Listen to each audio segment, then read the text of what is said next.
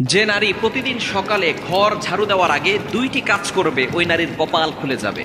বর্তমানে আলহামদুলিল্লাহ নারীরা অনেকটা দিনের পথে চলে এসেছে, তারা এখন আলহামদুলিল্লাহ সঠিকভাবে চলার চেষ্টা করে, সঠিকভাবে চলার ট্রাই করে। আমরা বিশেষ করে সকালবেলা ঘুম থেকে ওঠার পরে ঘরটাকে ঝাড়ু দেওয়ার ট্রাই করি, ঘরটাকে ঝাড়ু দেয়। বিশেষ করে মা বোনেরা যারা আছেন ঘরটাকে পরিষ্কার পরিচ্ছন্ন রাখার জন্য ঘুম থেকে ওঠার পরেই ঘর ঝাড়ু দেয়। এই ঘর ঝাড়ু দেওয়ার আগে কিছু কাজ করতে হবে। দুইটি কাজ যদি নারীরা করতে পারে ওই নারীর কপাল খুলে যাবে। এক নাম্বার হচ্ছে ফজরের সালাত আদায় করা, দ্বিতীয় নাম্বার আমল হচ্ছে কোরআনের তেলাওয়াত করা,